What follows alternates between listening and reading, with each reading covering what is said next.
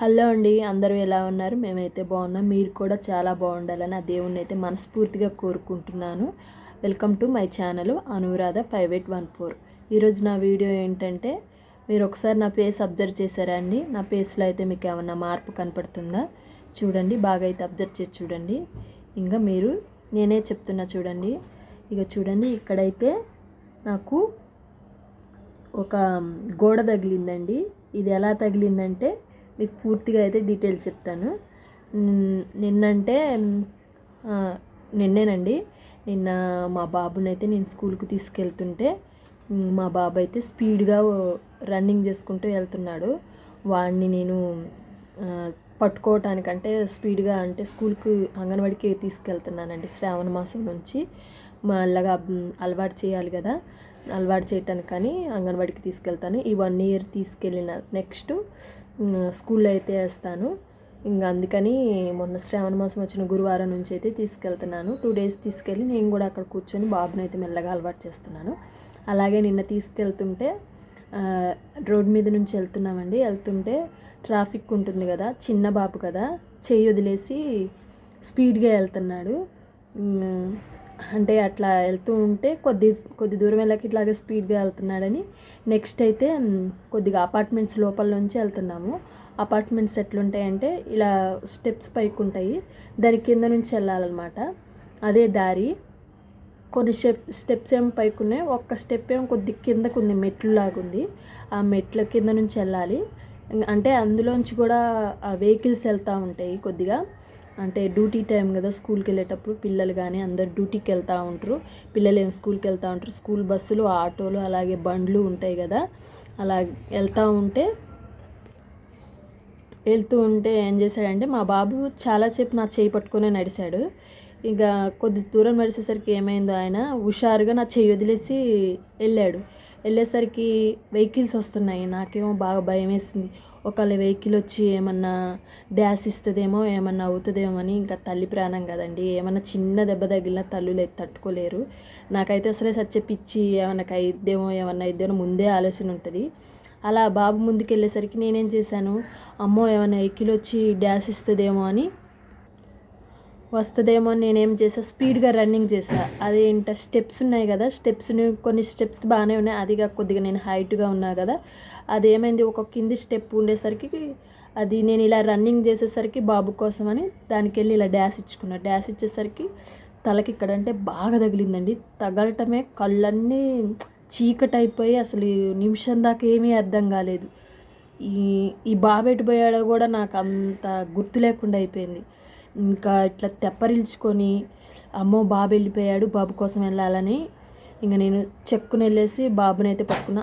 ఆ టైంలోనే ఒక బండి అయితే స్పీడ్గా వచ్చాడండి ఆయన. ఇంకా ఎట్లయితే బాబుని అయితే నేను పట్టుకొని చూశాను. బాగా అంటే బాగా నొప్పి వచ్చి హెడ్ఏక్ అనిపించింది. ఇంకా లెక్క చేయకుండా అయితే నేను బాబుని అయితే అంగన్వాడికి తీసుకెళ్ళి కూర్చోబెట్టాను. హెడ్ఏక్గా అనిపిస్తుంది, ఇక వచ్చేయాలనిపిస్తుంది ఇంటికి. బాబు ఏమైనా స్కూల్లో కూర్చోబెట్టాలి, ఎట్టయినా అలవాటు చేయాలని పట్టుదలతో అవుతున్నాను. ఇంటి దగ్గర ఉండి ఇలాగే మనం చెప్తే చదువుతో రాయట్లేదు సరిగా. పాప అయితే మంచిగా రాసేది. ఆమె స్కూల్కి వెళ్ళకుండానే ABCDలు 1 2 3 50 వరకు నేర్చుకుంటే ఆమెకు స్కూల్లో టెస్ట్ పెడతారు కదండి, మామూలుగా నేను నేర్పించిన స్టడీతోనే ఆమె UKGలో సెలెక్ట్ అయింది. అలాగే ఈయనకు కూడా నేను నర్సరీ LKG కంప్లీట్ చేయాలనుకున్నా. కానీ ఈ బాబేమో రాపిస్తుంటేనేమో బలపాలు తినేస్తున్నాడు, పెన్సిల్ ముక్కులు తినేస్తున్నాడు. మాట సరిగా అయినట్లేదని, అంటే ముందు మనల్ని వదిలి ఉండేటట్టు చూసుకోవాలన్నట్టు వాళ్ళకి అలవాటు అవ్వాలి. నర్సరీకి వెళ్ళినా కూడా అదే 11:30కి 8:30కి వెళ్తారు, 11:30కి పంపించేస్తారు. అదేముంది, దానికి మనీ కట్టాలి. అదేదో అంగన్వాడికి తీసుకెళ్తే అక్కడ పిల్లలు ఉంటారు, అలవాటు పడతారు. అంగన్వాడిలో మాత్రం ఏమీ తక్కువ లేదు స్టడీ. ఆమె కూడా మేడం కూడా చాలా చక్కగా చెప్పుద్ది, రిసీవ్ కూడా మంచిగా చేసుకుంటుంది. అంటే మొన్నటిదాకా ఎగ్స్ ఇచ్చింది బాబు పేరు మీద. ఇంకా 3rd బర్త్డే వచ్చేసింది కదా, ఇంకా స్కూల్లో తీసుకురామ్మా అంటే అయినా కూడా నేనే తీసుకెళ్ళాలి అని, శ్రావణ మాసం వచ్చాక నేనే తీసుకెళ్ళాలని ఫిక్స్ అయినా. ఆమె ఇచ్చినా ఇవ్వకపోయినా శ్రావణ మాసంలో తీసుకెళ్ళాలని ఫిక్స్ అయ్యి ఇక రెడీ అయితే చేశాను బాబుని. శ్రావణ మాసం వచ్చిన గురువారం ఉంది కదండి, ఫస్ట్ రోజే తీసుకెళ్ళి మామూలుగా ఇలా ఎగ్స్ తీసుకుందామని నెక్స్ట్ మంత్ నుంచి పంపిద్దాం మేడం అంటే, మేడం అంది కదా ఎందుకమ్మా శ్రావణ మాసం ఈరోజు మంచి రోజే కదా ఈరోజు జాయిన్ చేయండి. ఇంకా సరే అని నేను జాయిన్ చేసేసా.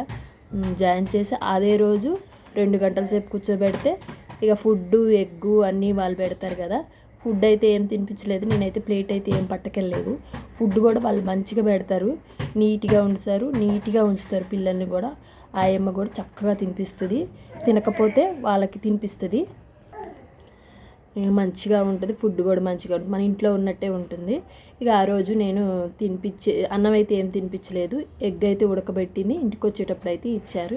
తర్వాత ఒక 2 రోజులు అయితే గ్యాప్ ఇచ్చి మళ్ళీ తర్వాత 2 డేస్ తర్వాత సండే వెళ్ళిపోయాక మండే రోజు అయితే 10కి అలా ఇలా తీసుకెళ్తుంటేనే ఇలా అయితే గోడకి డ్యాష్ ఇచ్చాను. డ్యాష్ ఇచ్చేసరికి ఇలా అయితే గాయమైంది. చూడండి నిన్నైతే చాలా ఉబ్బటంతోనే చాలా హెడేక్ అనిపించి తిక్కగా అనిపించి మంచిగా అనిపించలేదు.